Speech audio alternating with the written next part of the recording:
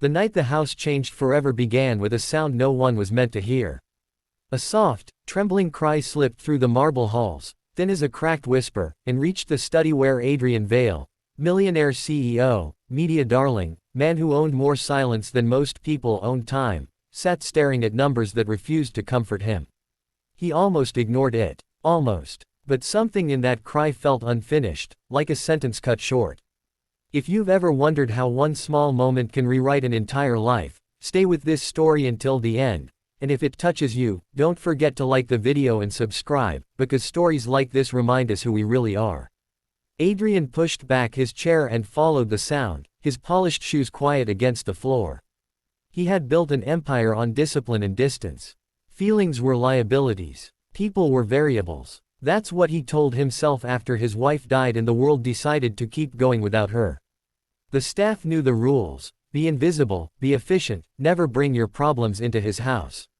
The crying came again, clearer now, from the servants' quarters near the back staircase, an area Adrian had never needed to enter. He paused, hand hovering in the air, as if the door itself might accuse him of crossing a line. Inside, the room was small, warm, and crowded with life. A young woman knelt on the floor, panic written across her face, trying to soothe a little girl of about 7. The child clutched a plastic toy horse, its leg snapped clean off, tears soaking her cheeks. The woman froze when she saw Adrian. This was Lena, one of the maids, quiet, hardworking, always on time. The little girl was her daughter, Amara, who stayed here after school because Lena couldn't afford childcare. "I'm sorry, sir," Lena said quickly, fear tightening her voice. She didn't mean to make noise. "I'll take her outside." Adrian raised a hand, surprising them both. "It's fine," he said, though the word felt unfamiliar. His eyes settled on the broken toy. "What happened?" Amara sniffed, trying to be brave in front of a stranger who looked like he owned the air itself. "It was Mama's," she whispered. "She gave it to me when my Baba went away. I broke it. Now I can't fix it." Something shifted in Adrian's chest. The word, away, carried weight. He knew that word. It was what people used when the truth hurt too much. He crouched down slowly, ignoring Lena's widening eyes. "May I see it?" he asked. Amara hesitated, then placed the toy in his hands like an offering.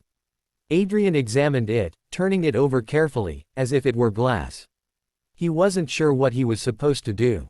He could buy 1,000 toys without blinking. But this one mattered for a reason money didn't touch. "Sometimes," he said quietly, "things break not because we're careless, but because they've been loved a lot." Amara looked up at him, startled. No adult had ever said something like that to her before. Adrian stood and surprised everyone, including himself, by saying, "Give me a moment." He left the room, his mind racing. He could call his assistant, order a replacement shipped overnight, end this discomfort neatly.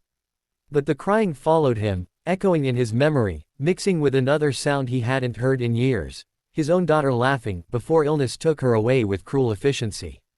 He went to the garage and opened a cabinet he hadn't touched since his wife died. Inside were tools, neatly arranged, untouched relics of a man who used to fix things with his hands instead of his money. He carried them back, rolled up his sleeves, and sat at the small table in the maid's room like he belonged there.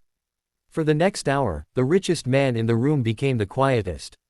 He cleaned the broken edge, reinforced the joint, and painted over the seam with careful strokes. Lena watched, torn between disbelief and fear. This wasn't supposed to happen. Men like him didn't sit on worn chairs fixing toys for children who weren't theirs. When he handed the horse back, Amara gasped. The leg was stronger than before, the crack barely visible. "You fixed it," she breathed. Adrian smiled, really smiled, for the first time in years. "You did," he said. "You trusted me with it. That should have been the end. A kind moment, a private repair." But word travels fast in big houses. By morning, the staff knew. By afternoon, Adrian called a meeting, another shock. He stood before them, hands folded, eyes honest. "I've built this company believing distance made me strong," he said.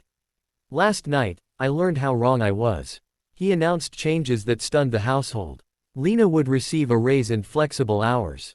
Amara's education would be fully funded. A daycare space would be built on the property for staff children. But that wasn't all. Adrian created a foundation, Quietly at first, to support employees' families, healthcare, education, emergency funds. Not charity. Responsibility. Some questioned his motives. Board members worried about precedent. Advisors warned him about costs. Adrian listened, then did something he'd never done before. He chose people over projections. The real challenge came weeks later when Lena knocked on his study door, trembling again.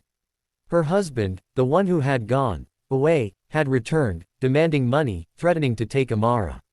Lena was terrified. Adrian didn't hesitate. He involved legal support, ensured Lena's protection, and stood beside her in court, not as a CEO, but as a witness to her dignity. The case ended with Amara safe, Lena free, and a woman who finally slept without fear.